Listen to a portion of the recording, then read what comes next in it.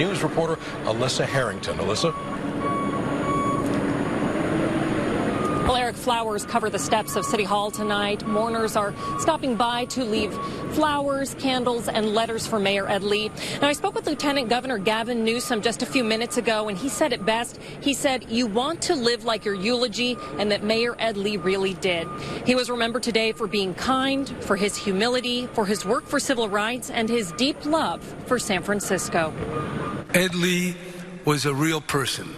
He was a person that communicated integrity, a love of life. In China, San Francisco's first Chinese-American mayor, he was like a superstar, an icon.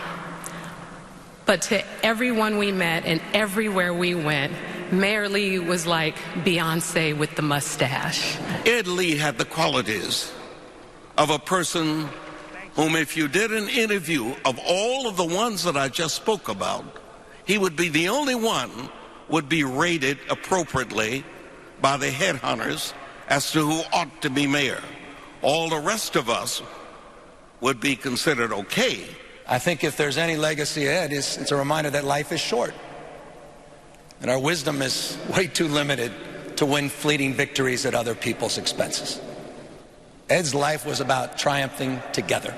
He knew that a measure of his public figure success was not the honors received, but the difference that he made in the lives of regular people in our community. Nothing was too small or too big for him. From stuffing envelopes to speaking on stage, my dad was happy to do it all, often until late hours in the night.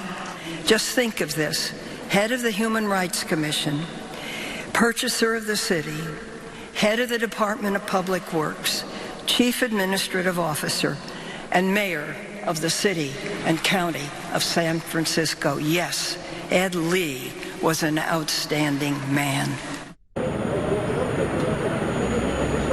People are still stopping by City Hall to pay their respects. There was a huge turnout today, so big that the line went around the block. The event actually filled up, and so did the overflow rooms over at the San Francisco Public Library. They reached capacity. About 300 people showed up there. I did get a chance to see some other politicians, some athletes. We saw 49ers great Joe Montana walk in, also former Giant slugger Barry Bonds. I spoke with Reverend Norman Fong, who was born and raised in Chinatown and who worked closely with Mayor Ed Lee.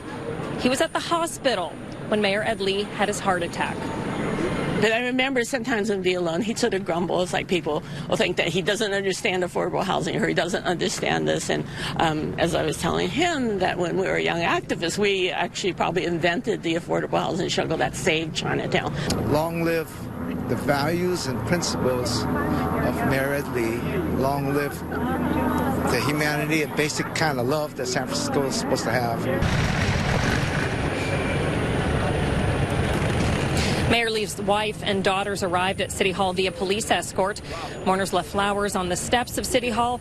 And there were a couple protesters today. They blamed Mayor Lee for thousands of evictions.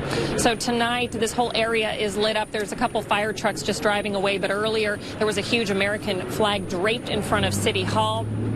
It has been a tough week for a lot of San Franciscans, and today they did get a chance to say goodbye. Reporting live in San Francisco, Elissa Harrington, ABC 7 News. Elissa, thank you very much. The mayor had quite